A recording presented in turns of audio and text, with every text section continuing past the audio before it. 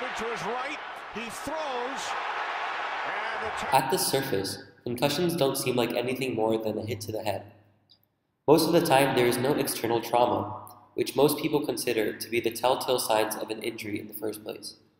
Even as one of the most common forms of injury in the sports world, concussions remain ambiguous in their diagnosis and treatment. So what exactly are they? What do they cause? How many people get them? And most importantly, what can we do to stop them? Here at Sports Hurt, me and Patrick are about to find out. Professional football is a game of bone-crushing hits, teeth-shattering collisions, but when a vital part of the body like the head is exposed to these hits, it can cause serious damage to the livelihood of a player. With new detection technology, the number of concussions highlighting everyday players have more than doubled from 2000 to 2005. So what is a concussion? And why is it such a problem where the National Football League gets sued over its effect? A concussion is a traumatic brain injury that is a result of a blow to the head or a violent shaking of the head. It is estimated that more than 300,000 sports-related concussions were reported to doctors in 2013 alone. Symptoms can range from general disorientation or lightheadedness to the severe loss of consciousness or nausea and vomiting. Multiple concussions can lead to long-term conditions, such as the loss of brain function, depression, memory loss, and even attention deficit. But what really happens when a concussion takes place? Think about it like this.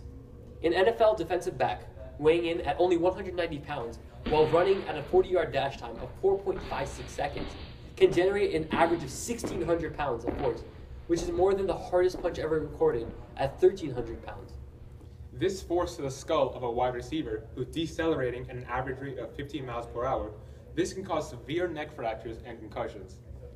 But a concussion does not only have to happen as a result of a head-to-head collision. Take a look at this video from 2009, when Cal Berkeley running back Javid Best tries to score a touchdown against Oregon State. They're running that crazy formation. This is Best. Javid leaps into the end zone. Touchdown, California. Is Javid all right, though? He landed on his back. And he was up, he leaped to begin with, and then ended up landing on his back.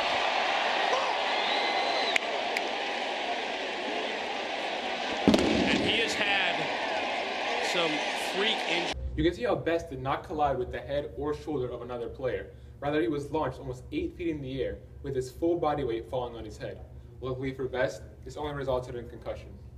But not only are concussions very common in tackle football, but also in baseball. In 2013, Tampa Bay Rays pitcher Alex Cobb was struck on the head by a line drive hit by Eric Hosmer. He was taken out of the game and put on a stretcher, and he was diagnosed with a concussion. Expecting impact, and he got... Oh, look out! A shot right back at Cobb off his head, and the throw to first is in time, and Alex is straight down on the front of the mound.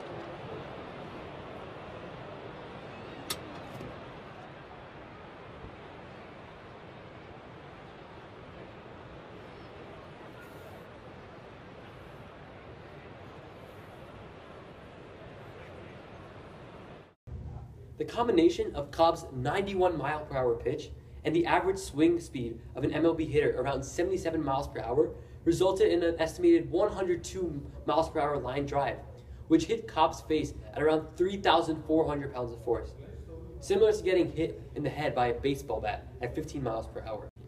Unfortunately, as scientists have found among hockey players, the effects of concussion may never go away.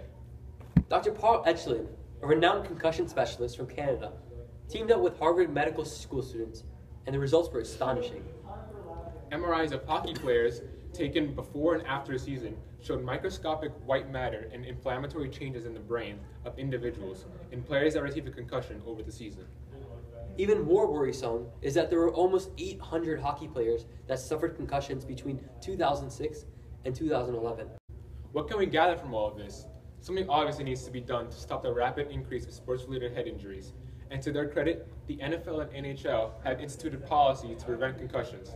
The problem? The facts about concussions are still ambiguous.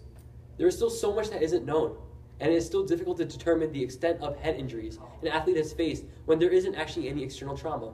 Where policy fails, athletes must be conscientious in their own right when it comes to concussion prevention. For example, the extra yards in football gained by leaning your head forward before a tackle are not worth memory loss, nor is it worth potentially debilitating someone for the rest of their life by a cheap tackle or shot to the face. Until solid protocol is established, athletes need to start taking the lead in taking care of themselves. This has been another info-filled episode of Sports Hurt. See you next week, guys. What's the move? Can I tell the truth? If I was doing this for you, then I have nothing left to prove. Nah, this for me though. I'm just trying to stay alive and take care of my people. And they don't have no award for that.